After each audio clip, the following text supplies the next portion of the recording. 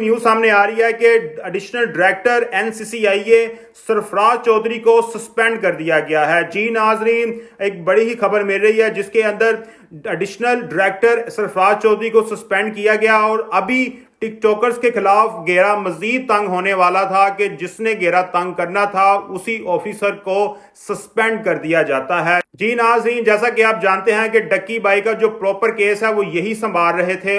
अभी जो Ducky by हैं वो जुडिशनल रिमांड के ऊपर हैं, लेकिन दूसरे टिकटॉकर्स और यूट्यूबर जिसमें रजब भट्ट का नाम आता है जिनको नोटिस भेजे गए, उसके बाद इकरा कंवल एस्ट्रोलॉजी की, उसके बाद अनस अली, उसके बाद नदीम नानी वाले को भी नोटिस भेजे गए इन्हीं की जानिब से, और यही सब के केसेस हैंडल कर रहे थे और बड़े एक्टिव ये काम कर रहे थे। और उसके बाद इनके बहुत सारे इंटरव्यूज भी देखे गए इनके ऊपर भी तनकीद की गई और इनकी जानिब से भी बताया गया कि अब घेरा मजीद तंग किया जाएगा जितने भी यूट्यूबर और टिकटॉकर्स हैं। और इन्होंने ये भी मजीद कहा था कि 2 फीमेल टिकटॉकर्स और हैं जिनके खिलाफ अभी घेरा तंग होने वाला है, जिनमें जन्नत मिर्जा का नाम लिया गया और टिकटॉकर मथीरा का नाम लिया गया। क्या ये दोनों टिकटॉकर्स का दबाव इतना था कि उन पर एक्शन होने से पहले ही इन्हें सस्पेंड कर दिया गया, या मामला कोई और है?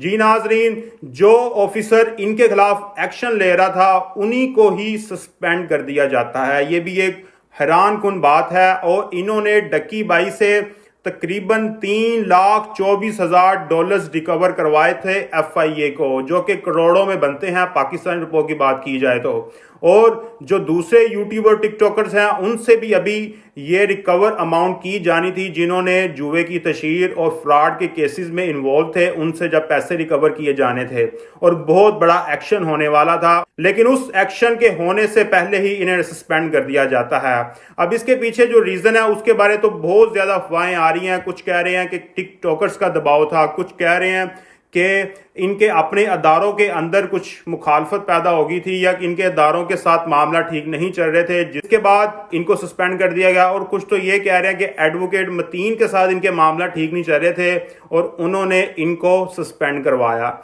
और ये भी देखा गया है कि जैसे ये सस्पेंड होते हैं तो एडवोकेट मतीन की जानिब से सेशन कोर्ट के अंदर 10 किलो मिठाई भी बांटी जाती है खुशी में। और कहीं कोई खुशियां बना रहा है और कहीं कोई परेशान हो गया है कि अब या टिकटॉक को यूट्यूबर पर एक्शन नहीं किया जाएगा।